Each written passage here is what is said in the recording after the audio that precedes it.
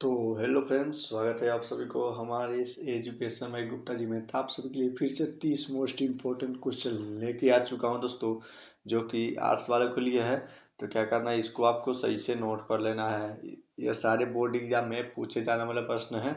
100% board exam में इसी में से आने वाला है। तो क्या करना है, इसको आपको सही से नोट कर लेना है। विषय क्या है?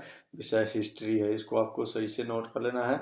अगर उससे पहले मेरे चैनल पे पहली बार आए तो मेरे इस चैनल को सब्सक्राइब और साथ में बेल आइकन दबा दीजिएगा, ताकि हमारा कोई भी नया वीडियो अपलोड हो इस तुरंत आप तक पहुंच जाए। तो चलिए बिना समय का क्वेश्चन को चलते हैं। तो आपको पहला नंबर में दिया जाए, अशोक किस वंश का शासक था? दोस्तों, अशोक जो था वह किस वंश का शासक था? तो आपका इसका राइट आंसर, एक के राइट आंसर बी हो जाएगा। मौर्य वंश का अशोक शासक था। इसको आपको सही से नोट कर लेना है।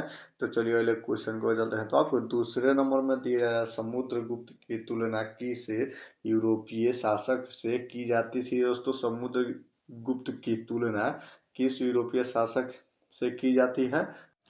तो आपका इसका राइट आंसर बी हो जाएगा, नेपोलियन हो जाएगा। नेपोलियन हो जाएगा। समुद्रगुप्त की तुलना नेपोलियन शासक से की जाती थी। इसको आपको सही से नोट कर लेना है। तो चलिए अगले क्वेश्चन को चलते हैं। तो आपको 3 नंबर में दिया, धम्मक की शुरुआत किसने की थी? तो धम्मक की शुरुआत किसने की थी? तो आपका इसका राइट आंसर, 3 के राइट आंसर सी हो जाएगा। अशोक ने धम्मक की शुरुआत की थी। इसको आपको सही से नोट कर लेना है।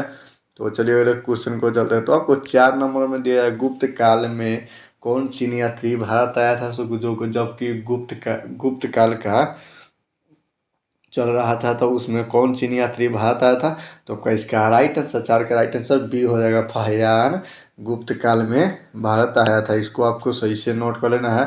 फहियान क्या था? तो चीनी यात्री था। इसको आपको सही से नोट कर लेना है। तो चलिए अगले क्वेश्चन को जाते हैं। तो आपको 5 नंबर कनिष्क की राजारोहण तिथि क्या थी? दोस्तों, कनिष्क के राजारोहण तिथि क्या थी? तो आपका इसका राइट आंसर, 5 का राइट आंसर बी हो जाएगा, 78 ईस्वी हो जाएगा। इसको आपको सही से नोट कर लेना। कनिष्क की राजारोहण तिथि थी 78वीं। तो चलिए अगले क्वेश्चन को जाते हैं। तो आपको 6 नंबर में दिया रहा है, गुप्त वंश के किस शासक को भारत का नेपोलियन कहा जाता था? दोस्तों, गुप्त वंश के किस शासक को भारत का नेपोलियन कहा जाता है? तो आपका इसका राइट आंसर, 6 के राइट आंसर बी हो जाएगा। समुद्रगुप्त को भारत का नेपोलियन कहा जाता था। इसको आपको सही से नोट कर लेना है। तो चलिए क्वेश्चन को चलते, तो आपको 7 नंबर में दिया, प्राचीन भारत में धर्म की शुरुआत किस शासक ने की थी? तो आपका इसका राइट आंसर, 7 के राइट आंसर सी हो जाए, अशोक ने प्राचीन काल में धम्ममक की शुरुआत की थी। इसको आपको सही से नोट कर लेना है।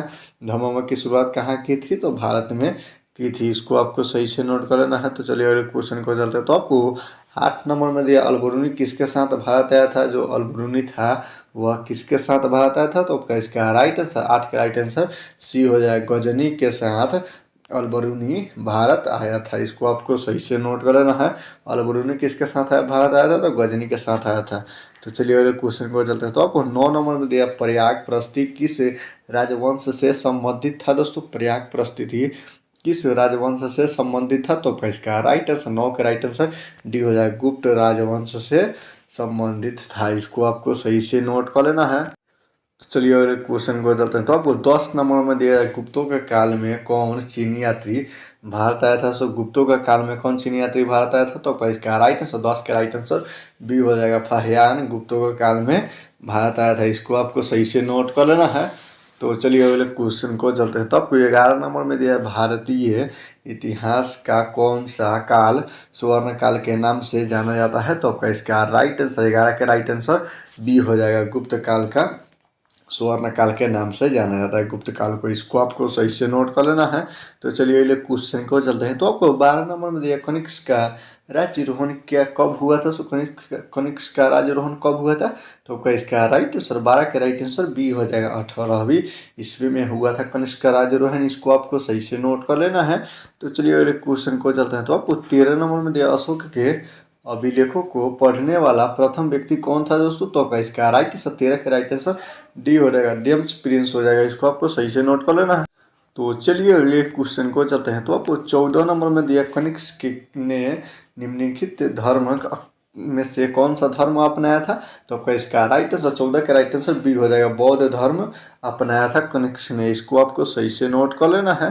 तो चलिए अगले क्वेश्चन को चलते हैं। तो आपको 15 नंबर में दिया गया है शिशु मतलब शिशु नाग वंश एवं नंद वंश का केंद्र क्या था? तो आपका इसका राइट आंसर 15 का राइट आंसर डी हो जाएगा, मगध था। इसको आपको सही से नोट कर लेना है।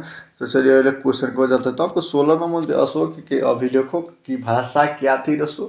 अशोक के अभिलेखों की भाषा क्या थी? तो आपका इसका राइट आंसर 16 का राइट आंसर डी हो जाएगा, प्राकृतिक थी। इसको आपको सही से नोट कर लेना है। तो चलिए अगले क्वेश्चन को और चलते हैं। तो आपको 18 नंबर किस मतलब शिलालेख में अशोक द्वारा कलिंग विजय का पता चला मतलब पता चलाता था?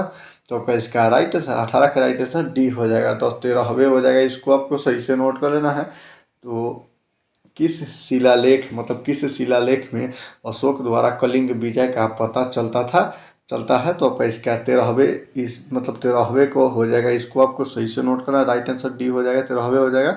तो चलिए अगले क्वेश्चन को चलते हैं। तो आपको 17 नंबर में चौथी बौद्ध संगीति किस शासक के काल में हुआ था? सो चौथी बौद्ध संगीति किस शासक के काल में हुआ था? तो आपका इसका राइट आंसर 17 का राइट आंसर डी हो जाएगा, कनिष्क के शासन काल में हुआ था चौथी बौद्ध समिति। इसको आपको सही से नोट कर लेना है। तो चलिए अगले क्वेश्चन को चलते। तो आपको 19 नंबर दिया सम्राट अशोक के अभिलेख अधिकांशतः किस लिपि में रही है? दोस्तों सम्राट अशोक के अभिलेख अधिकांशतः किस लिपि में है? तो आपका इसका राइट आंसर 19 के राइट आंसर ये हो जाएगा, ब्राह्मी लिपि में है। इसको आपको सही से नोट कर लेना है। तो चलिए अगले क्वेश्चन को चलते हैं। तो आपको 20 नंबर प्रसिद्ध अभिलेख प्रयाग प्रस्ती को किस शासन ने उत्कीर्ण करवाया था? तो आपका इसका राइट आंसर 20 का राइट आंसर डी हो जाएगा, समुद्रगुप्त शासक ने उत्कीर्ण करवाया था किसको? मतलब प्रसिद्ध अभिलेख प्रयाग को। इसको आपको सही से नोट कर लेना है। तो चलिए अगले क्वेश्चन को चलते। तो आपको 21 नंबर 1510 ईस्वी में सती प्रथा के साक्ष्य अभिलेख कहाँ मिला था? तो आपका इसका राइट आंसर 21 का राइट आंसर डी हो जाएगा, एरन हो जाएगा। इसको आपको सही से नोट कर लेना है। तो चलिए अगले क्वेश्चन को चलते। तो आपको 22 नंबर मौर्यकालीन कलिंग राज्य स्थिति क्या था? दोस्तों मौर्यकालीन कलिंग राज्य स्थिति था। तो इसको आपका राइट आंसर 22 का राइट आंसर डी हो जाएगा, वर्तमान दक्षिणी उड़ीसा में था। इसको आपको सही से नोट कर लेना। मौर्यकालीन राज्य स्थिति कहाँ था? तो वर्तमान दक्षिण उड़ीसा में। इसको आपको सही से नोट कर लेना है। तो चलिए अगले क्वेश्चन को चलते हैं। आपको 23 नंबर अशोक के किस अभिलेख में कलिंग युद्ध का वर्णन किया गया था? तो आपका इसका राइट आंसर 23 के राइट आंसर सी हो जाएगा, 13वें में को वर्णन किया गया था। इसको आपको सही से नोट कर लेना है। तो चलिए अगले क्वेश्चन को चलते थे। आपको 24 नंबर धम्म की भाषा क्या थी? दोस्तों धम्म की भाषा क्या थी? तो आपका इसका राइट आंसर 24 का राइट आंसर बी हो जाएगा, प्राकृतिक थी। इसको आपको सही से नोट कर लेना है। तो चलिए अगले क्वेश्चन को चलते तो आपको 25 नंबर अशोक द्वारा प्रचारित बौद्ध धर्म कहाँ प्रचलित नहीं हुआ था? अशोक द्वारा प्रचारित बौद्ध धर्म कहाँ प्रचलित नहीं हुआ था? तो इसका राइट आंसर 25 का राइट आंसर सी हो जाएगा, ब्रिटेन में अशोक द्वारा प्रचलित बौद्ध धर्म प्रचलित नहीं हुआ था। इसको आपको सही से नोट करना, ब्रिटेन में प्रचलित नहीं हुआ था। तो चलिए अगले क्वेश्चन को चलते हैं। तो आपको 26 नंबर में दिया धम्म महामंत्रों को किसने नियुक्त किया था? तो इसका राइट आंसर 26 का राइट आंसर बी हो जाएगा, अशोक ने धम्म महामंत्रों को नियुक्त किया था। इसको आपको सही से नोट कर लेना है। तो चलिए अगले क्वेश्चन को चलते। तो आपको 27 नंबर में दिया किस शिलालेख में अशोक द्वारा कलिंग विजय का पता चलता था?